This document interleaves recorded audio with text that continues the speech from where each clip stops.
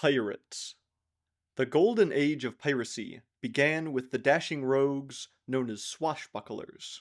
Scholars have argued vociferously over what exactly a swash is and how one would go about buckling it.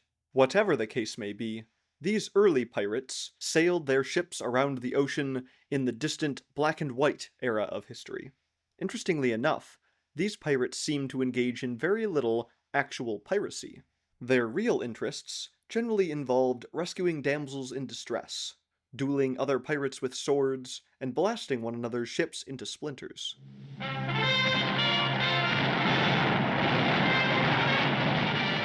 With all of that to do, there was very little time left over for the humdrum day-to-day of capturing merchant ships and stealing their cargo. Once history progressed to the color era, piracy shifted and adapted to the changing times. Although some pirates continued the swashbuckler tradition, many branched off in other directions.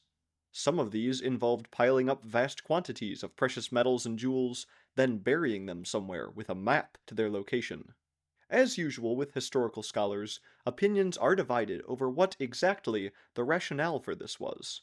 One famous pirate of this era, One-Eyed Willie, amassed a colossal fortune, only to seal his ship inside a massive underground cavern, create an elaborate series of traps involving falling boulders and pipe organs to deter intruders, and then do away with his entire crew and then himself.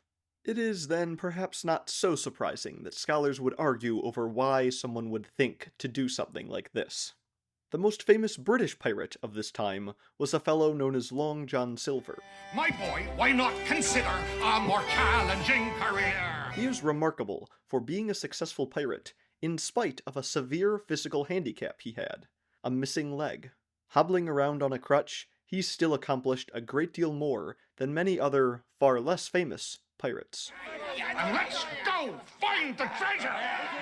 Truly an inspiring historical figure in the disabled community. However, as famous as he is, scholars still argue over a great many aspects of his life. His appearance, his deeds, even the era in which he lived, all have been endlessly debated. There's even one crackpot historian, Dr. J. Henson, who has made the claim that his crew was almost entirely made up of singing puppet creatures. We're gentlemen of fortune, and that's what we're proud to be. Whatever the truth of these claims, Long John Silver is still the gold standard for piracy. His attitude, his style of dress, and even his accent have been copied by many other pirates because of the great esteem in which they held him. Piracy took place all over the world's oceans, but the most famous pirates all sailed the Caribbean. The history of piracy here is incredibly strange, with sources speaking of ancient curses, walking skeletons, and giant squid monsters.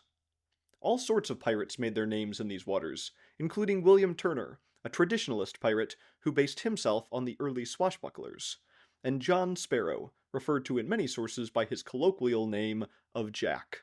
Jack Sparrow was an infamous pirate who narrowly escaped death many times, and had plenty of intriguing adventures.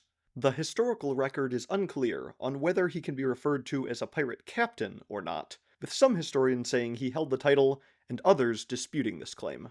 Honestly, this infamous pirate has historians even more divided than usual, and not just on his captaincy. His detractors claim he doesn't even deserve his notoriety, as he is one of the worst pirates they've ever heard of, while his supporters point out that they have at least heard of him. You will always remember this as the day that you almost caught Captain Jack Sparrow. Piracy, especially in the Caribbean, never truly died out. It continues still today, just less and less successfully with each passing year. Thankfully, we have a wealth of historical sources about the Golden Age of Piracy, allowing us to learn about this fascinating historical time.